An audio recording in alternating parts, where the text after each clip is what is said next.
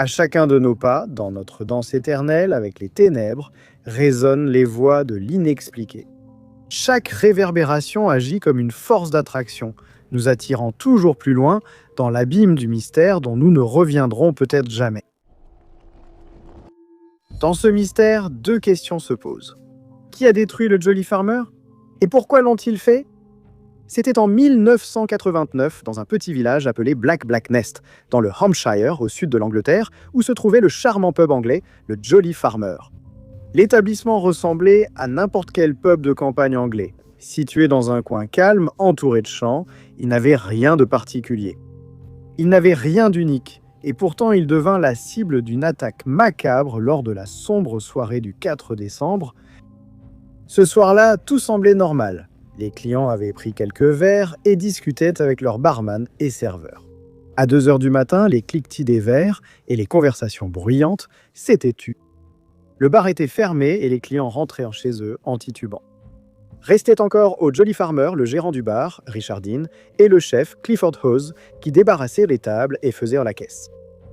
À un moment donné, tôt le matin, le téléphone à l'intérieur du bar cessa de fonctionner, apparemment sans raison. Ni Dean ni Hawes ne semblèrent se remarquer quoi que ce soit d'inhabituel jusqu'à 2h40 du matin. Une énorme explosion retentit en provenance du Jolly Farmer. Le bruit porta à plus de 3 km et attira une grande foule dans la région. Les secours arrivèrent immédiatement et furent accueillis par un spectacle stupéfiant. Là où se trouvait autrefois le pub, il n'y avait plus qu'un tas de gravats. À part les habitants qui savaient quel commerce se trouvait là, les seuls autres éléments d'identification étaient une enseigne endommagée et une cheminée restée debout. Des débris étaient dispersés à plus de 90 mètres du lieu de l'explosion.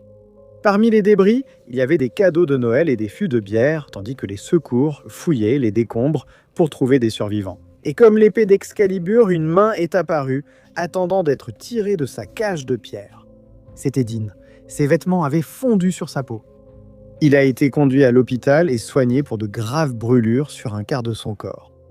Oz a malheureusement été retrouvé 12 heures plus tard. Il était au-dessus de l'explosion et s'est retrouvé dans la cave en dessous. Avec les débris du bâtiment et les confettis de Noël, il y avait une forte odeur rapidement identifiée comme étant de l'essence. Cet élément a éveillé de sérieux soupçons, amenant les autorités à penser que ce drame n'était pas accidentel.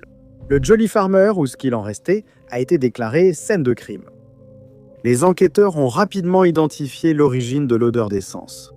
Elle avait été déversée à travers les portes en bois de la cave où étaient livrés les fûts et fournitures.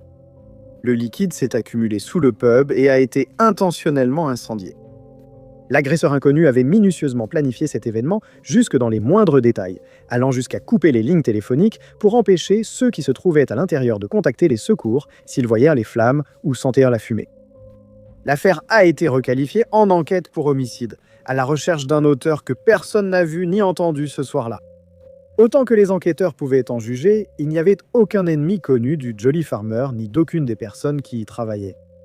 La principale théorie des enquêteurs était qu'il s'agissait d'une erreur sur la personne. En 2008, une autre enquête sur l'événement a été menée, mais aucune réponse n'a émergé. Il n'y avait absolument aucune preuve qui puisse commencer à expliquer le mystère de ce qui s'est passé ce soir-là, et le mystère demeure. Des questions subsistent. Qui a détruit le Jolly Farmer? Et pourquoi l'ont-ils fait? Le 11 mars 2011, les habitants de la région de la fosse du Japon ont eu un réveil brutal. Un tremblement de terre d'une magnitude effrayante de 9,1 a frappé au large de la côte nord-est de Honshu, déclenchant un tsunami massif qui a atteint les côtes en seulement 30 minutes, renversant les digues et mettant hors service 3 réacteurs nucléaires dans les jours qui ont suivi. Cet événement est devenu connu sous le nom de séisme et tsunami de Tohoku de 2011. Ce fut une catastrophe qui a rasé des maisons, détruit des terres, coupé l'alimentation électrique et coûté la vie à des milliers et des milliers de personnes. On a enregistré 15 899 morts, 2 526 personnes portées disparues et plus de 6 000 blessés. 123 000 maisons se sont effondrées et 1 million d'autres ont été endommagées. Le tsunami, atteignant 12 pieds de hauteur et se déplaçant à 500 miles par heure, a été responsable de la plupart des dégâts.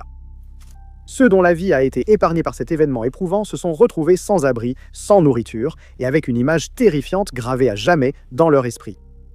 En plus des visions de cet événement traumatisant, des statistiques et des dégâts, subsiste un mystère qui défie toute explication. Le mystère d'une vague de prétendues apparitions de fantômes et de rencontres inexpliquées débuta après les destructions du tsunami. Alors que la vie sur la côte reprenait son cours, d'étranges apparitions ont débuté. Les chauffeurs de taxi dans les zones les plus touchées, comme Sendai ou Ishinomaki, ont rapporté des histoires troublantes. Des chauffeurs disaient prendre des passagers qui disparaissaient mystérieusement avant d'arriver à destination. Souvent, les passagers donnèrent des adresses qui n'existaient plus, dans des quartiers que le tsunami avait détruits. Après le tsunami, les chauffeurs de taxi ont signalé des banquettes arrière étrangement froides et des conversations confuses avec ces passagers fantomatiques, terminant souvent les trajets, même lorsque les passagers disparaissaient.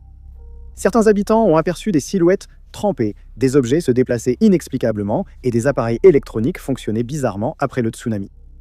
Malgré les sceptiques évoquant le stress post-traumatique, les habitants ont maintenu leur récit, laissant un mystère fascinant et effrayant. Selon une légende mystérieuse au cœur de l'université de Caroline du Nord, un jeune étudiant est devenu la victime d'un crime brutal alors qu'il tentait de gagner l'affection d'une autre étudiante. C'était en 1833 lorsque Peter Drumgoole tomba éperdument amoureux de Fanny, une étudiante de Chapel Hill. Ils sont vite devenus un couple et se retrouvaient en secret sur un rocher plat près de la falaise. Leur amour était sans égal et ressemblait à un roman d'amour. Jusqu'à l'arrivée soudaine d'un second prétendant qui gâche tout, ce prétendant s'est avéré être un bon ami de Peter, également étudiant à l'université. Peter a remarqué qu'il essayait aussi de gagner l'affection de Fanny, ce qui a provoqué une jalousie extrême.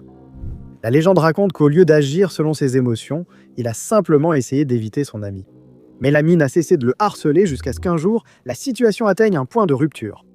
Les deux se sont croisés sur un chemin étroit et un coup d'épaule intentionnel a déclenché une vive dispute. Le rival a défié Pierre en duel, ce qui aurait mis fin à la vie de Pierre. Pris de panique, le rival et deux amis ont transporté le corps jusqu'à la roche plate où Peter et Fanny se rencontraient souvent. Ils ont enterré leur victime dans une tombe peu profonde. Fanny, sans savoir qu'il était arrivé quelque chose à son bien-aimé, continuait d'aller à la roche, attendant jour après jour. Le seul indice, en dehors de son absence, étaient les taches rouges sur la formation rocheuse, suggérant qu'il était arrivé malheur à son amant. La légende a traversé les siècles jusqu'à ce que des chercheurs décident de rechercher le corps présumé de Peter Drumgoole, sans jamais le trouver. Les chercheurs ont commencé à croire que toute l'histoire n'était fondée que sur un mythe, venant s'ajouter au récit de l'université. Cependant, certains éléments de l'histoire sont vrais. Peter Drumgoole était un véritable étudiant de l'université de Caroline du Nord à Chapel Hill, qui, en janvier 1833, a écrit à son père pour lui indiquer qu'il avait échoué à son examen d'entrée. Son père était mécontent du rejet de son fils, mais pour attiser encore plus sa colère, un autre courrier lui fut envoyé par un membre du corps enseignant, insinuant que Pierre se livrait à la débauche. Ce qui s'ensuivit fut un échange de lettres amères, avec une dernière note qui disait « J'ai décidé de ne plus jamais revoir le visage de ce parent que j'ai traité avec si peu de respect », concluant par la suggestion qu'il partirait en bateau pour l'Europe. Pierre disparut ensuite de son logement dans des circonstances mystérieuses. Il laissa derrière lui beaucoup de ses affaires et ne paya pas le marchand de Chapel Hill. Un colocataire a décrit l'homme disparu comme instable et porté aux excès. Et après cela, il n'existe plus aucune trace des déplacements de Peter. Il a simplement disparu ce jour-là, s'évaporant dans l'inconnu et est rapidement devenu une légende. Les événements étranges et mystérieux ne se limitent pas aux églises, aux cieux ou aux ombres des quartiers. Ces phénomènes effrayants peuvent se produire n'importe où, et n'importe qui peut en être témoin lorsqu'ils se déroulent. Un centre spatial serait pourtant l'endroit le moins attendu pour un événement inexplicable. Qu'un employé du centre en soit témoin dépasse également le cadre du probable. Pourtant, en 1986, c'est précisément ce qui allait se produire. C'était une nuit venteuse à Houston, au Texas, et l'obscurité tombait sur le centre spatial Johnson de la NASA. En train de terminer sa journée, l'archiviste de la NASA, Frank Shaw, venait tout juste de finir son service et se dirigeait vers sa voiture sur le parking. La journée avait été plutôt calme au bureau. Pour Frank Shaw, sa journée allait devenir bien plus intéressante, mais pas comme il s'y attendait. En approchant de son véhicule, il s'arrêta, ayant aperçu quelque chose bouger du coin de l'œil. Il leva la tête, alignant son regard avec le sommet du gigantesque bâtiment du centre spatial Johnson. Il plissa les yeux en voyant quelque chose qui lui donna des frissons et lui fit regretter de ne pas être monté plus vite dans sa voiture. Perché tout en haut, il y avait un spectacle qui n'inspirait rien d'autre que la terreur. C'était une créature jamais vue auparavant, grande et noire comme la nuit. Elle avait d'immenses ailes de chauve-souris, évoquant celles d'une gargouille. Shaw, paralysé de panique, ne pouvait que la fixer. C'était comme si tous ses cauchemars s'étaient matérialisés juste devant ses yeux, et la peur qui les accompagnait le traversait de part en part. La créature sembla remarquer Shaw et ses yeux perçants croisèrent les siens. L'archiviste déclara plus tard que la gargouille semblait apprécier la panique qu'elle avait causée. L'être déploya alors ses ailes et émit un crépitement en s'envolant dans la nuit. Plusieurs minutes s'écoulèrent avant que l'homme ne parvienne à se calmer suffisamment pour bouger. Il monta dans sa voiture, tremblant, et rentra chez lui. À la maison, la famille attendait son arrivée. Il était plus en retard que d'habitude, ce qui suscitait de l'inquiétude parmi eux. Dès l'arrivée de Shaw à la maison, ils ont compris qu'il y avait un problème. Shaw était pâle et essoufflé, et il commença bientôt à raconter l'histoire la plus folle qu'ils aient jamais entendue. La famille ne le crut pas, pensant qu'il avait mal interprété ce qu'il avait vu. Ensemble, ils décidèrent qu'ils ne devaient parler à personne de cette apparition, et Shaw tint parole en essayant d'effacer cette nuit de sa mémoire. Tourmenté par la pensée de cet être monstrueux, cependant, il se confia à un ami qui était aussi son superviseur. S'attendant à être renvoyé sur le champ, Shaw fut au contraire agréablement surpris par la réaction. Le superviseur lui dit qu'il n'était pas le premier à voir la gargouille. Apparemment, un dossier avait déjà été ouvert après une précédente apparition et le décès inexpliqué de 2 gardes au centre spatial. Shaw ressentit un certain soulagement, mais le fait qu'il n'était pas fou ou qu'il n'avait pas imaginé l'être soulevait une série de nouvelles questions et entraînait des risques accrus. Que voyaient-ils et les autres témoins à Houston ? C'était en 1982, lorsqu'un des crimes les plus audacieux et les plus effrayants s'est emparé de la Belgique. C'était l'assaut des Nivelles-Nivelges, qui était composé de 2 hommes sans peur. C'étaient des hommes imposants, aux moustaches remarquables, décrits comme vieux et usés. Parfois, un 3e homme à la description similaire les rejoignait, et ensemble, ils semaient le chaos dans Denham. A commis l'une des plus grandes séries de crimes de l'histoire. Au départ, les crimes liés à ces hommes ont commencé le 10 mai de cette année-là, à Bruxelles, lorsque les 2 voleurs audacieux ont volé 2 véhicules. L'un d'eux était une Austin Allegro, qui a ensuite été abandonnée en raison de son mauvais état. Le 2e véhicule était une VW Santana en bon état, qui a été volée directement dans la salle d'exposition. En août, Santana est devenue une voiture de fuite et le duo a cambriolé une épicerie française après la fermeture, armes à la main. La police a été alertée d'un vol en cours et s'est rendue sur les lieux, pour être blessée lors d'un échange de coups de feu. À la fin du mois de septembre, en plein jour, 3 hommes armés ont semé la terreur dans une armurerie, forçant les clients et les employés à se coucher par terre, et ils ont méthodiquement recherché des armes. Les témoins les ont décrits comme méthodiques et sûrs de ce qu'ils cherchaient. La police est de nouveau intervenue sur place et a été mortellement blessée par les assaillants. À la fin de cette épreuve, 15 armes avaient été volées, y compris des fusils semi-automatiques et des pistolets. Le 23 décembre, un gardien de l'auberge de Biercel serait mortellement blessé et aurait été torturé, selon certains témoignages. La victime était José Van den Ende, un partisan du dirigeant espagnol Francisco Franco, qui aurait fréquenté des stands de tir considérés comme des lieux de rendez-vous des personnes soupçonnées d'être impliquées dans la série de crimes du gang de Nivelles. À la fin de l'année 1982, la police n'avait toujours aucune idée que ces crimes étaient liés entre eux. Ils pensaient qu'il s'agissait d'incidents aléatoires, isolés et sporadiques. La série de crimes n'était pas encore terminée et le 9 janvier 1983, la terreur a continué, commençant par la découverte d'un corps dans le coffre d'un taxi. Un mégot de cigarette a été retrouvé sur les lieux du crime, mais l'ADN qu'il contenait n'a été relié à aucun suspect. En février, avec l'aide du 3e homme, une épicerie à Jeanval a été braquée. Cette fois, l'attaque visait l'argent et personne n'a été grièvement blessé pendant l'épreuve. 2 jours plus tard, une femme a été forcée de sortir de sa VW Golf et a bien vu le suspect, ce qui a permis de réaliser l'un des portraits robots produits ci par la suite. Le même mois, une Audi a été volée dans un garage et une autre épicerie a été attaquée, la VW Golf servant de voiture de fuite. En mars, une autre épicerie a été attaquée par les hommes, qui ont mortellement blessé le gérant. Et alors qu'ils s'enfuyaient avec l'argent, ils ont tiré à plusieurs reprises dans le magasin, révélant une nature très impitoyable. À la fin de 1983, la police était officiellement désemparée et ignorait encore que les mêmes auteurs commettaient tous ces crimes. Et cela continuerait jusqu'en 1986 avec des attaques similaires qui domineraient les 3 années suivantes.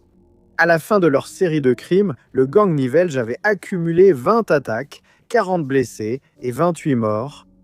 La police ne disposait que de descriptions vagues des 3 suspects.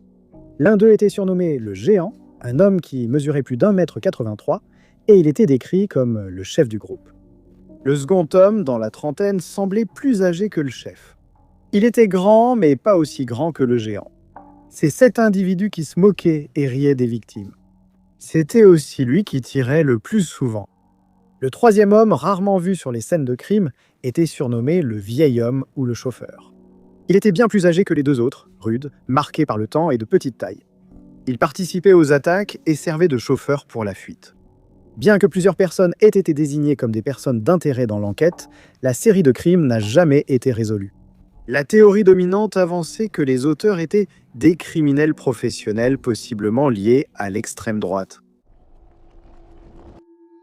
Les rumeurs de miracles font souvent douter les gens. S'agit-il d'un événement sacré, d'une supercherie ou d'une simple hystérie collective ? Face aux apparitions de la Vierge Marie et à son prétendu message divin, parfois relayé par les médias, nous nous posons toujours la même question. Ce fut le cas lors d'un autre événement miraculeux qui commença le 12 janvier 1973. Sœur Agnès Katsuko Sasagawa, une religieuse japonaise qui était sourde, fut la première à faire l'expérience de visions étranges et inexplicables. Ce jour-là, elle vit un rayon de lumière éclatant émaner du tabernacle, une boîte ornée et verrouillée qui signifiait la présence de Dieu parmi le peuple. C'était mystérieux et sœur Agnès en fut certainement choquée. Finalement, cette pensée s'est estompée de son esprit, mais 2 jours plus tard, la lumière mystérieuse réapparut, marquant le tout début d'une série de phénomènes étranges qu'elle allait vivre. Le 28 juin, la religieuse fut soudainement frappée par de prétendus stigmates, des blessures qui apparaissent aléatoirement sur la peau d'une personne, souvent en lien avec une crucifixion. Une blessure en forme de croix était apparue sur sa main gauche. La main de sœur Agnès était restée tachée de rouge et pulsait de douleur. Après avoir reconnu cela, une sculpture en bois de Marie à proximité s'est illuminée. Les jours passèrent sans incident jusqu'au début juillet, quand l'entité se décida enfin à lui parler. Alors qu'elle priait dans la chapelle, une statue de la Vierge Marie bénie, sculptée dans un seul bloc de bois provenant de l'arbre Katsuya, devint le réceptacle d'un message. Une voix s'en était échappée, une voix que sœur Agnès pouvait miraculeusement entendre. La voix affirmait que sa surdité serait bientôt guérie. On lui avait également demandé de prier en réparation des péchés des hommes et de rapporter à sa supérieure tout ce qu'elle avait vu. Le même jour, d'autres sœurs de l'église avaient remarqué un liquide rouge couler de la main de la statue. À 4 reprises, l'écoulement se répétait, provoquant une vague de peur et d'intrigue au sein de l'église. Il paraît que la blessure qui avait marqué la main de la statue est restée là pendant des mois, avant de disparaître mystérieusement le 29 septembre. Les sœurs ont alors vu de la sueur apparaître sur le cou et le front de la Vierge Marie. Quelques jours plus tard, sœur Agnès recevrait un 2e message. Cette fois, la voix expliqua qu'une colère grandissante du Seigneur laissait présager qu'un grand châtiment allait être infligé à toute l'humanité. La religieuse dut de nouveau rapporter à sa supérieure ce qui lui avait été dit. Le 13 octobre, sœur Agnès reçut son 3e et dernier message de l'apparition, qui fut appelé Notre-Dame d'Akita. La voix annonça que le message serait transmis à sa supérieure. Elle aurait expliqué que les hommes ne se repentent pas, ni ne s'améliorent, et que pour cela, le Père infligerait un grand châtiment à l'humanité. La religieuse affirma que la voix lui avait dit qu'un démon récolterait de nombreuses âmes et qu'il n'y aurait aucun pardon pour l'augmentation des péchés. Les paroles rapportées aux autres sœurs et à leurs supérieurs ont suscité la peur. C'était menaçant, et ce qui le rendait encore plus éprouvant, c'était le prétendu fluide vital qui coulerait des yeux de la statue pendant les 6 années suivantes, avant de s'arrêter brusquement. Une enquête a été lancée sur cet événement, et l'Église catholique japonaise l'a reconnu comme authentique. Ils pensaient qu'il s'agissait d'un événement sacré, mais les membres de la communauté scientifique n'arrivaient pas à comprendre. Que s'est-il réellement passé ici? Était-ce une supercherie, comme beaucoup d'autres l'ont été? Ou y avait-il quelque chose de plus sinistre et menaçant en jeu ici? Jessica Lynn Guarino, la plus jeune de 3 sœurs, a grandi dans le comté d'Unicoi, dans le Tennessee. En 2011, alors qu'elle avait 21 ans, elle a attiré l'attention de Carson Cameron, un homme de 52 ans vivant à Goldsboro, en Caroline du Nord, qui avait quelques colocataires. Sa famille, désapprouvant cette relation, a essayé de l'éloigner de Carson Cameron pour plusieurs raisons, mais Jessica était folle amoureuse et leurs efforts furent vains à Noël lorsque la jeune femme emménagea chez son nouveau petit ami sur Old Grantham Road. Outre la différence d'âge, la famille Guarino était également préoccupée par la consommation de stupéfiants. Jessica aurait eu des antécédents de dépendance, et Carson Cameron était apparemment encore consommateur régulier. Bien qu'il y ait eu une tension persistante, la famille est restée en contact constant. Du moins, c'était le cas jusqu'au dernier jour de janvier 2012, lorsque Jessica a passé son dernier appel téléphonique à ses proches. C'était à sa sœur Ashley. Elle a dit à Ashley qu'elle serait payée la semaine suivante, et qu'alors son téléphone n'aurait plus de crédit. La semaine suivante est passée sans un mot de la jeune femme de 21 ans, et il est vite devenu évident qu'elle avait disparu. Après qu'un signalement ait été fait auprès du bureau du shérif du comté de Wayne, ses derniers déplacements ont été retracés jusqu'au Carolina Treatment Center, un centre ambulatoire situé dans le secteur du numéro 1710 Ash Street à Goldsboro, en Caroline du Nord. Elle s'y était rendue le 23 janvier 2012, mais personne ne sait vraiment où elle est allée ensuite. Mais un collègue a ensuite affirmé l'avoir vue le 25 janvier, 2 jours plus tard. Le département du shérif du comté de Wayne a également informé le service de police d'Irwin dans le Tennessee qui a mené sa propre enquête et recherché la femme disparue. Les enquêteurs ont vite trouvé Carson Cameron qui avait une histoire étrange à raconter. Selon lui, sa petite amie avec qui il vivait était partie brusquement au milieu de la nuit, sans rien dire et en laissant toutes ses affaires personnelles derrière elle. Mais l'histoire de Carson allait être contredite lorsque les enquêteurs se sont tournés vers ses colocataires. Les colocataires de Cameron et Jessica ont déclaré que le couple était parti ensemble en pleine nuit, mais qu'un seul était revenu quelques jours plus tard. Étonnamment, la carte d'aide alimentaire de Jessica a été utilisée au moins 1 mois après qu'elle a été signalée disparue. La carte avait été utilisée à 2 endroits, Charleston en Caroline du Sud et Goldsboro en Caroline du Nord. Jessica n'a pas accédé à ses pages de réseaux sociaux depuis janvier. Dans les mois suivants, Cameron a été arrêté pour d'autres chefs d'accusation non précisés, mais il a refusé de parler de sa petite amie disparue ou de l'affaire, ne donnant aucune information sur sa localisation. Il était clairement la dernière personne à l'avoir vue. Il l'a accompagnée ce soir-là et est revenu sans elle. On ne sait toujours pas, de façon troublante, où se trouve Jessica. Les circonstances entourant sa disparition restent obscures, et Cameron demeure sous le coup du soupçon et du doute. La famille de Jessica ne croit pas qu'elle serait partie sans les contacter d'abord. Il n'existe que quelques petites pistes dans cette affaire, et elle reste portée disparue à ce jour dans des circonstances vraiment inquiétantes.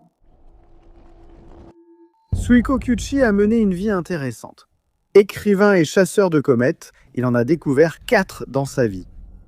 L'une de ces comètes a même été nommée d'après lui. Essayer de trouver ces objets célestes n'est pas facile, car ils émettent moins de lumière que les étoiles. Kyuchi était ainsi reconnu comme un grand chasseur de comètes. Mais quelque chose d'encore plus remarquable a propulsé cet individu vers l'infamie. Un mystère si étrange que les scientifiques demeurent perplexes. Son histoire a commencé en 1977, alors qu'il avait 22 ans et travaillait dans la force d'autodéfense aérienne du Japon. En tant que régulateur de vol, il supervisait le contrôle des opérations aéronautiques, en particulier pour la base aérienne de Yakuri à Omitama, dans la préfecture d'Ibaraki. Un soir au travail, Kyuchi fut soudain submergé par une vive douleur à l'abdomen. Ses collègues ont vite été alertés et il a été transporté d'urgence à l'hôpital où Kyuchi a été diagnostiqué d'une obstruction du duodénum. Cette condition peut être fatale, une issue à laquelle le jeune homme n'échapperait pas.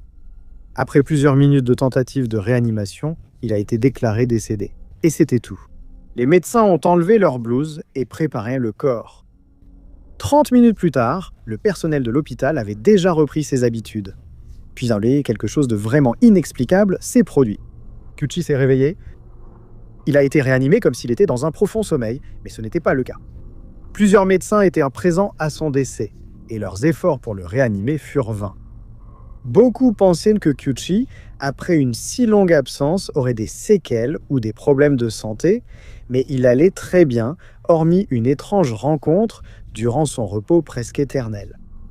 En arrivant dans l'obscurité totale, Kyuchi aperçut une lumière au loin. Cette lumière s'est avérée être un tunnel vers lequel il se sentit inexplicablement attiré. En entrant, il fut transporté dans un nouveau décor rempli de fleurs et d'une prairie luxuriante en pleine floraison. Le plus incroyable, c'est que Kyuchi affirmait ressentir pleinement toutes les sensations de son corps. Il marchait pieds nus et pouvait sentir la terre et l'herbe sous ses pieds. Il trouva vite une rivière avec un bateau flottant dessus. Il monta à bord et utilisa ses mains pour pagayer, une activité éprouvante qui le laissa épuisé lorsqu'il atteignit l'autre rive. À son arrivée sur la rive, Kyuchi réalisa qu'il n'était pas seul. Déjà, 5 inconnus s'approchaient de lui, dont l'un lui demanda pourquoi il était là.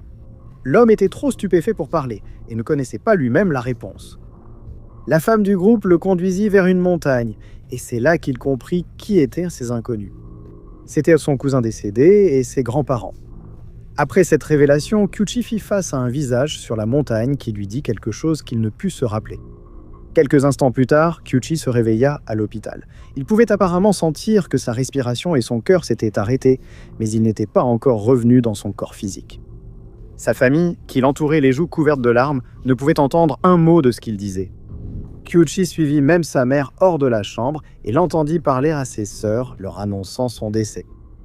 Une fois que Kyuchi s'est réanimé et que la famille était restée stupéfaite, il a pu se rappeler la conversation qu'il avait entendue entre sa mère et ses 2 sœurs.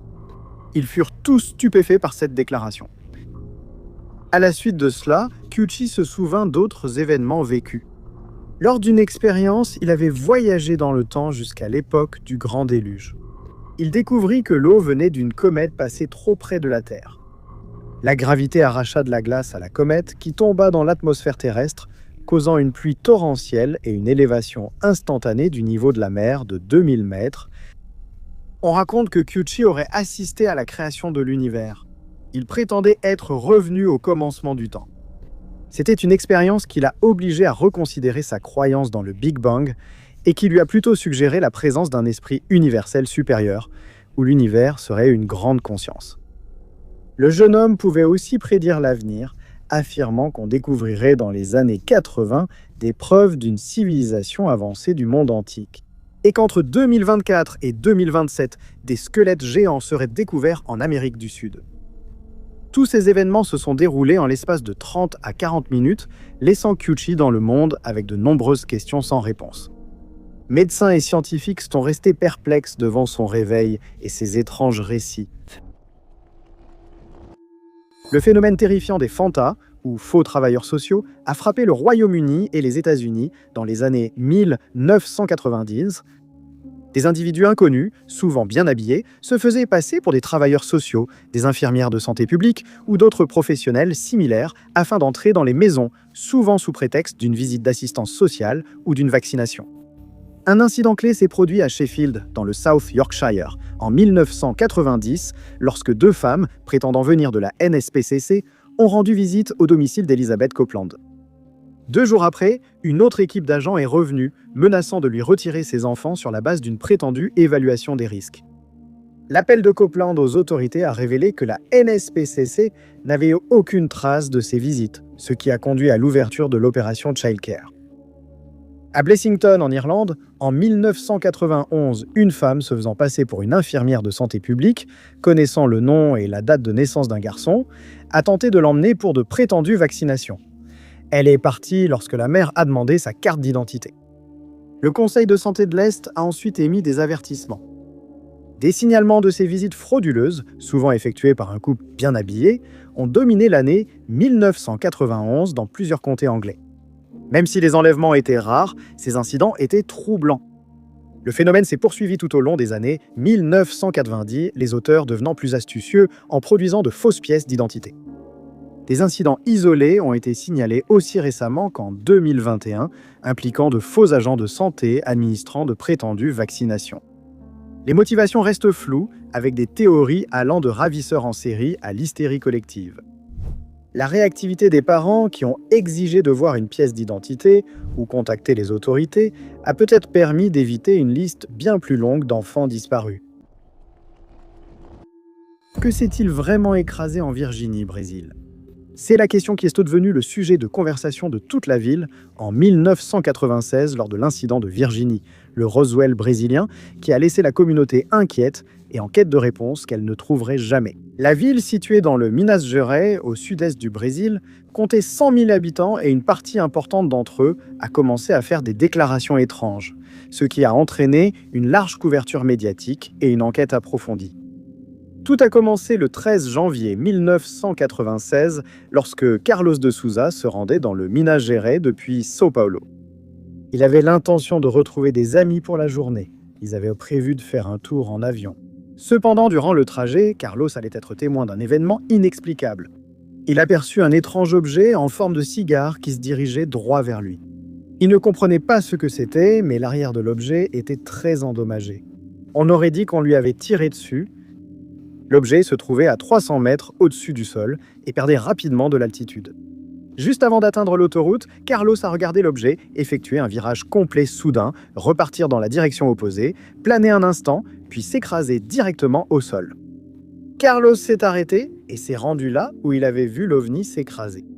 Il a constaté que l'engin s'était écrasé près d'une maison blanche. Il fuyait un produit chimique qui a brûlé 40 mètres d'herbe. L'objet qu'il avait vu était à peu près de la taille d'un bus scolaire, et il y avait maintenant des débris éparpillés autour de lui alors qu'il était enfoncé dans le sol. Carlos a détecté une odeur d'ammoniac et a trouvé un étrange débris ressemblant à une feuille autoréparatrice. L'armée est arrivée et lui a ordonné de partir. Une semaine plus tard, des étudiants ont aperçu une créature près d'un gymnase, mais l'armée a rapidement bouclé la zone. Ce même après-midi, un groupe de 3 femmes a affirmé avoir vu une créature bipède d'origine extraterrestre. Elle était accroupie sur un petit terrain abandonné en ville. Elle faisait 1,50 m et avait une grosse tête. Ils ont dit qu'elle était mince, à la peau brune et huileuse. La journée se terminerait par plusieurs observations extraterrestres inexplicables et au moins un rapport d'OVNI. L'étrange et pénible épreuve reste inexpliquée et continue de troubler ceux qui en entendent parler. C'était une remarquable Bristol L SLSA verte biplace qui a décollé de l'aéroport de Georgetown à 12h45 le 2 août, disparaissant dans l'inconnu. Le petit appareil transportait Gregory Vaughan, âgé de 72 ans, Kim Warner, âgé de 66 ans, et leur chien bien-aimé, Molly, lorsqu'elle s'est perdue le long de la côte nord de la Tasmanie. Leur destination était le centre de la Nouvelle-Galles du Sud, mais leur trajet passait au-dessus du détroit de Bass, surnommé le triangle des Bermudes australiens. C'est précisément dans cette section entre le Victoria et la Tasmanie que plusieurs disparitions inexplicables ont eu lieu, touchant des navires et des avions. Le temps instable, les courants forts et la mauvaise visibilité pourraient expliquer les mystères qui se produisent ici. Pendant des décennies, le détroit de Bass a englouti avion après avion et navire après navire, et il a encore frappé, ajoutant un nouveau cas à sa liste toujours croissante. Le Bristol, reconnaissable à sa couleur particulière, devait atterrir dans la région du Victoria pour y faire le plein. Il était censé se diriger vers Hillston après cela, mais il n'arriverait jamais à l'aéroport comme prévu. Juste après 17h05, le jour prévu de l'atterrissage de Gregory et Kim, les membres de leur famille alertèrent les autorités, pensant qu'il avait dû se passer quelque chose de terrible. En quelques instants, une enquête fut lancée. Il fut déterminé que Gregory, qui pilotait l'avion, n'avait pris aucun contact avec les autorités. Les tours de contrôle n'ont également reçu aucun appel de détresse, ce qui indique que soit tout s'est passé si rapidement qu'il n'y a pas eu le temps d'en envoyer un, soit que pour le pilote. Il semblait inutile de signaler une situation dangereuse jusqu'à ce qu'il soit trop tard. Une recherche à grande échelle a ensuite été lancée dans la zone avec la technologie avancée dont disposaient les autorités. Malgré la rapidité des actions et les efforts intenses pour localiser l'avion aux couleurs vives, Gregory, Kim et Molly restaient tous portés disparus. Les conditions météo difficiles ont rendu les efforts vains et ralenti la recherche aérienne. Une fois le temps dégagé, cependant, les opérations ont repris. Mais les autorités ne sont pas plus avancées pour comprendre ce qui s'est passé ce jour fatidique, ni où l'appareil et ses passagers ont pu finir. Fin septembre, les recherches ont été suspendues, la police attendant de nouvelles informations pour poursuivre l'enquête. On espère que les passagers ont rejoint la terre ferme sans tomber dans l'océan. Le couple a de nombreuses années d'expérience en aviation. Cela dit, la probabilité qu'ils soient retrouvés vivants diminue rapidement.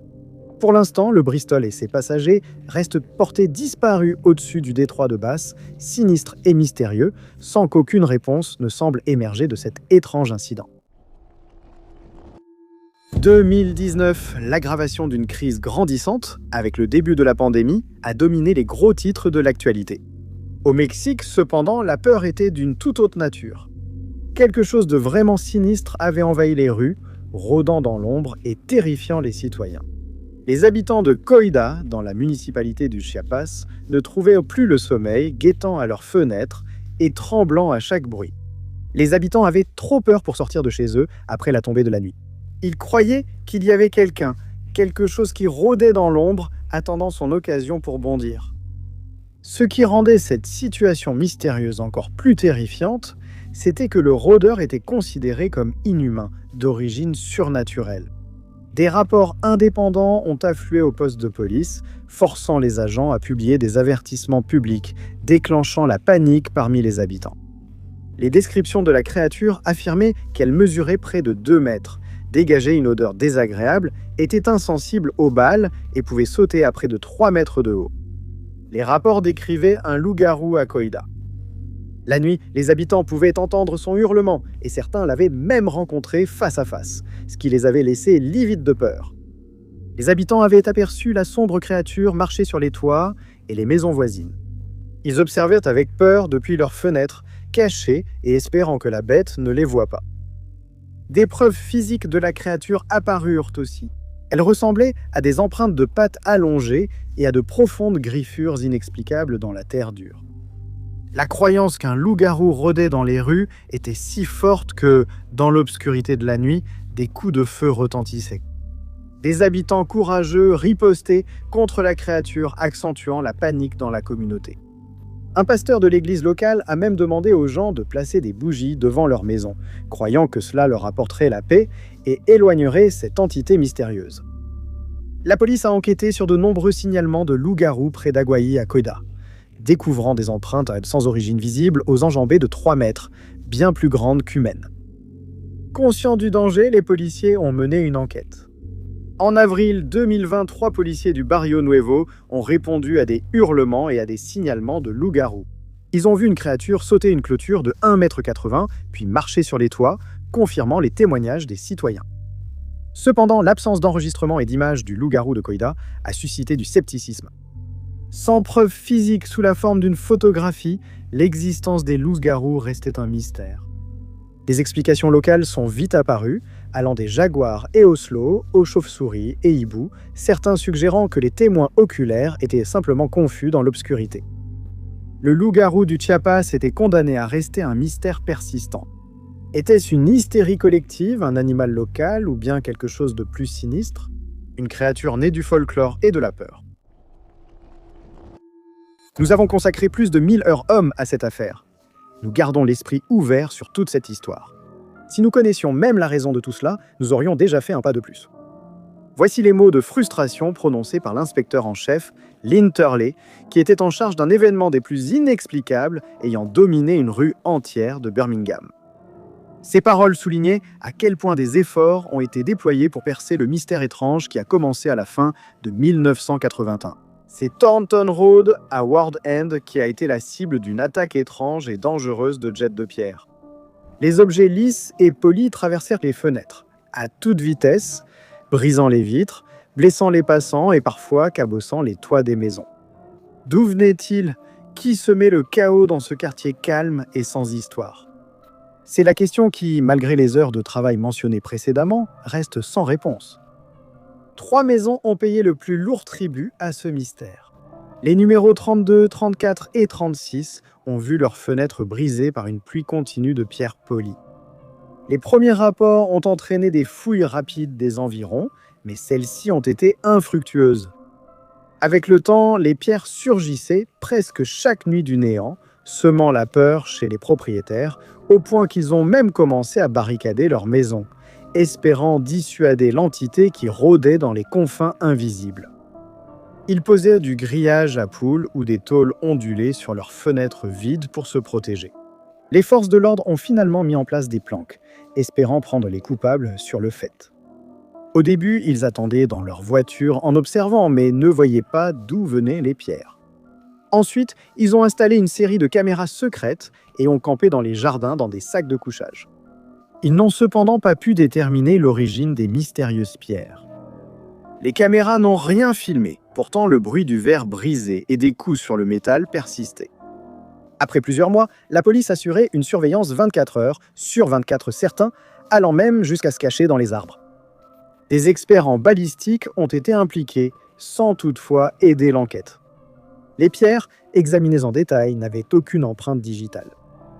Dans un acte de désespoir, le clergé a été appelé, mais lui aussi était resté perplexe.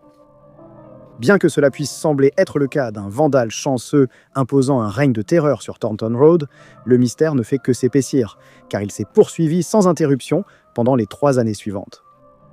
L'affaire faisait constamment la une des journaux nationaux et passait même à la télévision, pourtant aucun indice ni aucune information n'a permis de résoudre le mystère.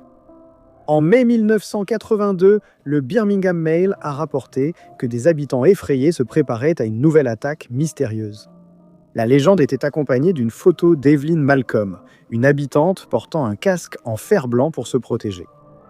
D'autres propriétaires ont dû porter des équipements de sécurité après de multiples blessures. Certains pensaient qu'ils étaient victimes d'activités paranormales, mais la police avait une autre idée. Ils ont suggéré que quelqu'un avait installé une catapulte géante qui leur permettait de bombarder ces maisons à une distance de UX 100 yards. Les agents ont juré d'attraper le coupable, suggérant que même s'il a tous les atouts en main, il finira par commettre une erreur. Mais il ne l'a jamais fait. Finalement, le bombardement de pierres s'est arrêté aussi brusquement qu'il avait commencé. Le retrait soudain était lui aussi un mystère. Paul Harley était un père de famille. Il avait une femme, 3 enfants et des petits-enfants. En 2014, il était soudeur sur le réseau ferroviaire et subvenait aux besoins de sa famille. Au cours des années précédentes, cet homme alors âgé de 53 ans avait disparu à de nombreuses reprises. On disait qu'il avait des problèmes mentaux qui le faisaient partir sans prévenir. Mais il était toujours retrouvé rapidement et soutenu par sa famille, qui l'aimait et prenait soin de lui. Pourtant, un dimanche, la vie de la famille Harley allait changer à jamais. C'était le 28 septembre 2014 lorsque Paul est parti de chez lui sur Whiteford Avenue à Dumbarton. Mais cette fois, c'était différent. L'homme a choisi de ne pas emporter son téléphone, ses cartes bancaires ni ses clés de maison, contrairement à avant. Quand la famille a compris qu'il ne reviendrait pas, elle a signalé la disparition de Paul à la police. Des enquêtes ont été menées, mais l'homme disparu était aussi un adulte qui était parti de son propre gré. Il n'y avait pas grand-chose qu'il pouvait faire pour retrouver quelqu'un qui ne voulait tout simplement pas être retrouvé.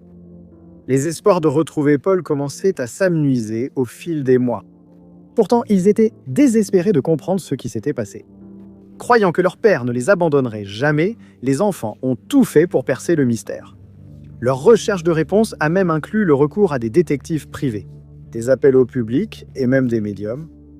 La famille ne croyait pas aux médiums, mais elle tenait absolument à utiliser toutes les ressources à sa disposition. Certains de ces clairvoyants affirmaient qu'il était, je cite, parti, et d'autres suggéraient qu'il se trouvait dans l'eau. Nul n'a pu déterminer où il se trouvait, ni ce qui lui était arrivé.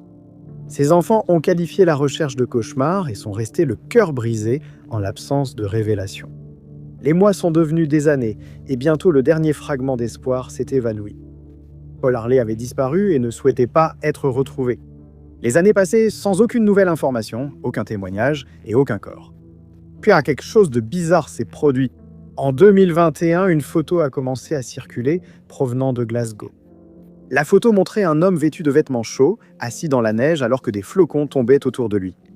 Et même s'il ne pouvait pas voir son visage, l'espoir de la famille de Paul a été ravivé. L'association caritative de Glasgow a offert un abri à un homme sans domicile en 2018, dont la photo a circulé que l'on pensait être Paul Harley, disparu depuis 2014. Sa famille s'est rendue à Glasgow pour apprendre que la photo était ancienne. Un militant a déclaré que l'homme sur la photo ne voulait pas être retrouvé, mais il n'a pas pu confirmer si c'était Paul, malgré des signalements possibles. Paul a disparu quelques jours avant un déménagement prévu, rendant sa disparition encore plus mystérieuse. Le 13 mars 1967, le vol 406 de South African Airways a connu 2 incidents avant son dernier vol fatal de Port Elizabeth à Johannesburg. Il est d'abord retourné à l'aéroport John Smuts en raison d'une roulette de nez défectueuse, puis il a percuté un oiseau après avoir quitté East London.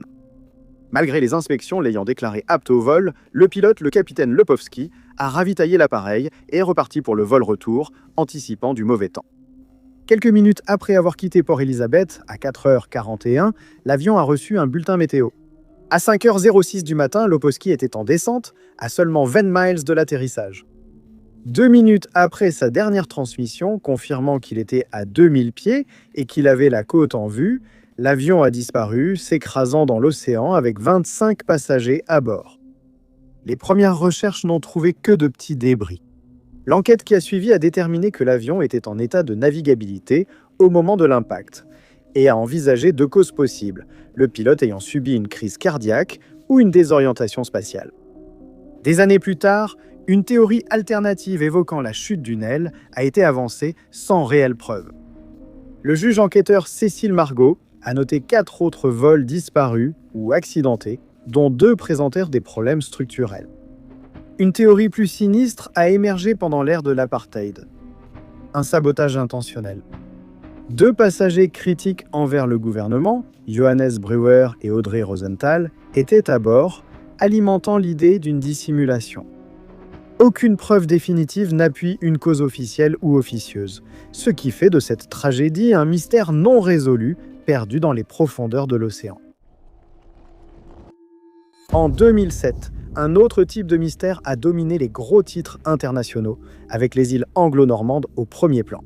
C'était le 23 avril lorsque Ray Boyer, un pilote des îles anglo-normandes du Royaume-Uni, est monté à bord du Treelander. Il partait pour un vol de routine depuis Southampton et se dirigeait vers Origny, la zone la plus au nord de l'île. Lorsque le vol GR 544 a pris son envol cet après-midi-là, tout semblait être en ordre. Quelques minutes plus tard, la tranquillité a disparu quand Ray et 5 passagers ont aperçu quelque chose d'inexplicable. L'avion se trouvait à seulement 30 miles de l'île et à 4000 pieds d'altitude lorsqu'ils l'ont aperçu. Planant à seulement 40 miles à l'ouest d'Origny, se trouvait un engin de forme étrange. Il était long, mince et pointu, avec sa couleur jaune vif qui se détachait sur le bleu de l'océan. Ce véhicule étrange était immobile à 2000 pieds dans le ciel.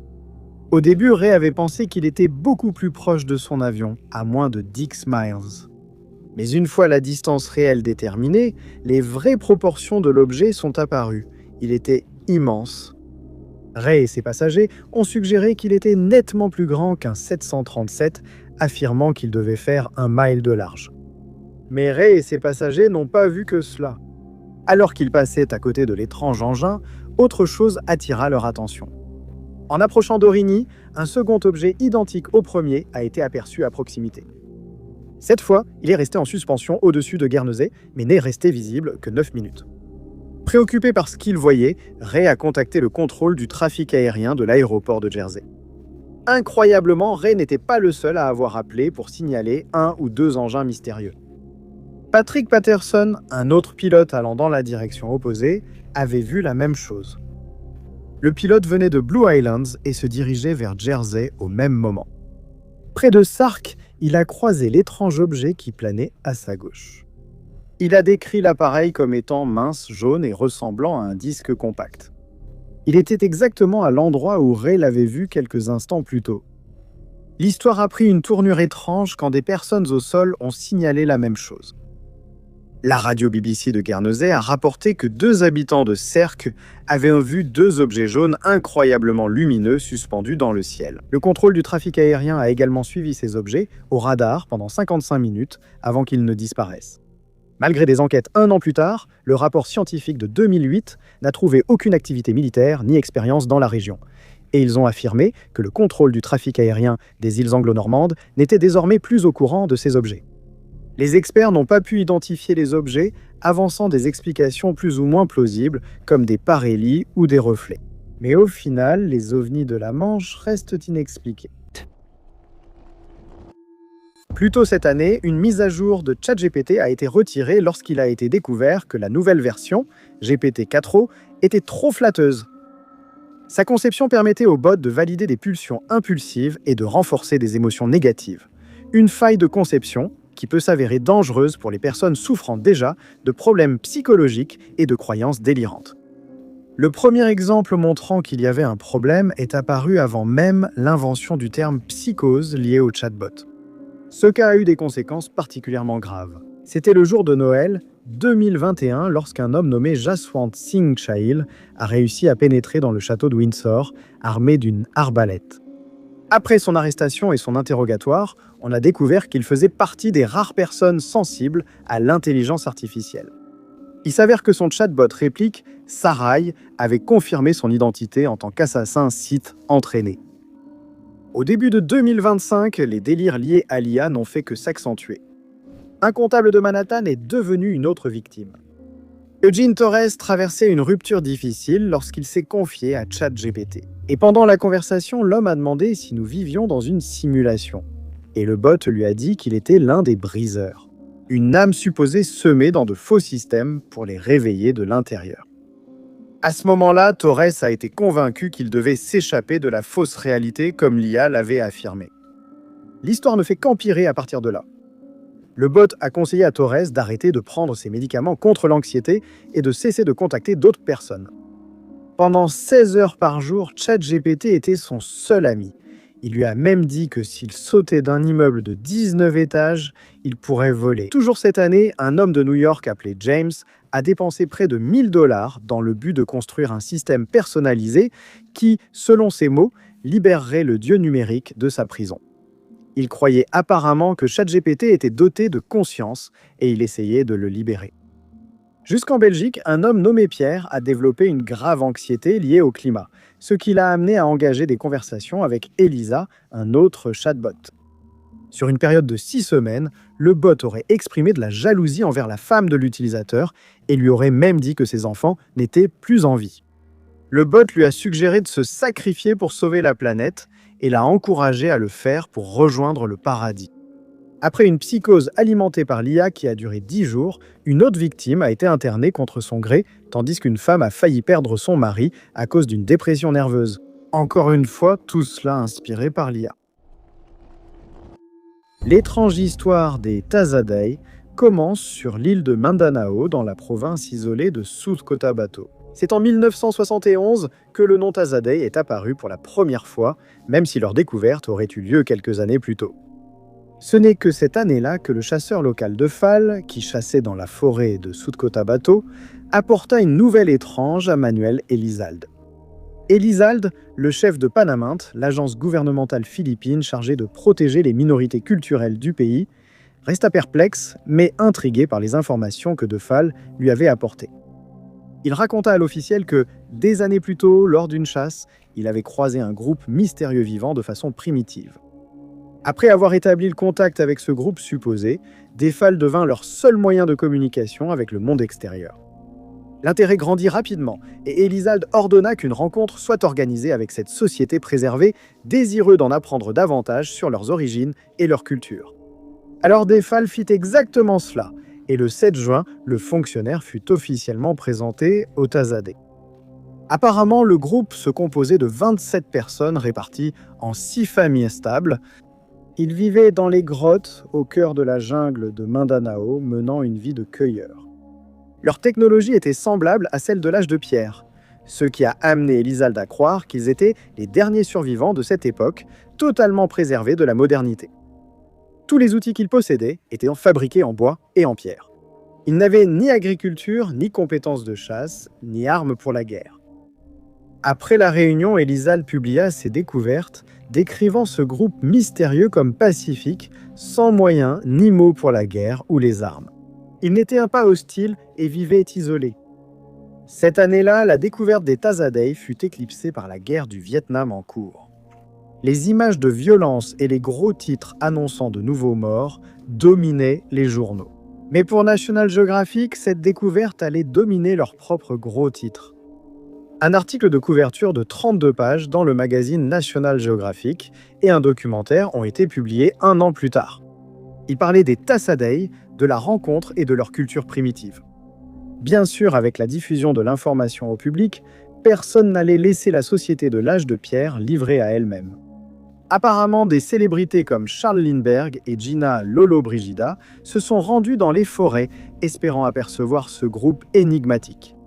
Les photographes et les journalistes envahissaient également les jungles, faisant des reportages, photographiant et perturbant l'environnement. Puis vinrent les 11 anthropologues, dont aucun ne resta plus de 6 semaines à la fois. L'accès était contrôlé par Elizalde, qui cherchait à protéger la découverte tout en tirant profit. Puis, aussi brusquement qu'ils étaient apparus, les Tassadei disparurent. En 1976, toute visite au peuple de la forêt a été interdite. Elle a été instaurée par le président Marcos. Durant les 10 années suivantes, toute information sur les Tassadei disparaîtrait. La plupart des gens commencèrent à oublier les histoires étranges qu'ils avaient entendues, et le concept d'une société de l'âge de pierre tomba dans l'oubli. En 1986, la révolution du pouvoir populaire a renversé le président, permettant à nouveau l'accès à la tribu des Tassadei. Après enquête, la tribu avait disparu et ses membres vivaient parmi les communautés locales, poussant les anthropologues à déclarer les Tassadei comme une supercherie. Mais le linguiste américain Lawrence Freed a ensuite passé 10 mois avec les Tassadei, découvrant qu'ils étaient réellement isolés, avec des pratiques agricoles uniques et un dialecte distinct. Il a émis l'hypothèse qu'ils étaient isolés depuis au moins 150 ans, et non 1000, et que leur langue était apparentée au manobo. Elizalde, qui s'était enfui, est revenu et a même aidé les Tassadei à gagner un procès contre des professeurs qui les avaient qualifiés de supercherie, laissant la vérité sur la tribu entourée de mystères. Noël est une période de joie et de bonne humeur. Du moins, c'est ce que cela devrait être. Pour certains, cependant, les festivités sont assombries par une obscurité persistante qui refuse de disparaître, laissant souvent derrière elle chagrin, tourments et mystères. Ce fut le cas pour la famille et les amis des Messinos en 1972, lorsque toute la famille de 4 personnes a mystérieusement disparu dans la matinée du jour de Noël. Ils ont laissé des questions sans réponse qui subsistent aujourd'hui. Jacques Messino, le patriarche, était ouvrier dans une verrerie. L'homme de 31 ans était marié à Pierrette, âgée de 29 ans, et le couple heureux allait avoir 2 enfants ensemble, Éric l'aîné et Bruno le cadet. Les Messino vivaient ensemble dans une commune du sud-ouest de la France. En dehors de ces informations générales, on ne sait pas grand-chose sur eux. La veille de Noël, la famille passait du temps avec des amis à Cognac, puis commençait son voyage de retour tôt le matin du 25 décembre. Ils ont quitté Cognac à 2 heures du matin. Le retour vers la commune ne faisait que 4 km en traversant la rivière. Avec le froid mordant qui régnait ce soir-là, un brouillard s'est levé, un brouillard qui allait envelopper la Simca et les Messino alors qu'ils prenaient la route. Éric et Bruno, bien que fatigués et abattus, avaient hâte d'ouvrir leurs cadeaux. Mais malheureusement, ils n'en auraient jamais l'occasion, car en s'engouffrant dans le brouillard, toute la famille allait disparaître. À Noël, ils devaient retrouver Jean-Paul, le frère de Jacques. L'heure prévue, midi est passé sans le moindre signe de leur part. Bientôt, une semaine entière passerait sans aucune nouvelle, et finalement, les parents de Jacques finiraient par alerter les autorités. Les Messino étaient étrangement silencieux, ce qui ne leur ressemblait pas. Lorsque la police est entrée dans la maison des disparus, elle a trouvé une scène étrange, figée dans le temps. Les cadeaux étaient restés intacts sous le sapin. Dans le réfrigérateur, la dinde et les huîtres étaient pourries. La table de la salle à manger était décorée d'un seul carnet de chèques. Rien ne manquait. Tout était à sa place, sauf la famille. En approfondissant leur enquête, les autorités découvrirent que tout n'était pas comme il y paraissait. Il s'est avéré que dans les mois précédant la disparition inquiétante, Pierrette avait gagné les faveurs d'un voisin, Maurice, et prévoyait soi-disant de divorcer de son mari après la période des fêtes. Selon Jean-Paul, son frère disparu avait découvert ce secret quelques semaines seulement avant la disparition. Mais rien ne prouve que cela ait pu conduire à cette épreuve. Avec plusieurs théories dans les notes, les enquêteurs ont commencé à les écarter une par une. Cela a commencé par la rivière qui a été draguée sur des kilomètres sans rien trouver. La vaste zone qui l'entourait a également été fouillée minutieusement et même Maurice a été interrogé. Aucun de ces efforts, cependant, ne donnerait de résultats favorables.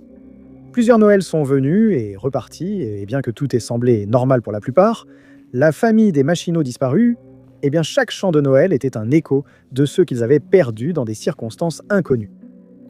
En 2011, 2012 et 2013, d'autres dragages et recherches seraient effectués.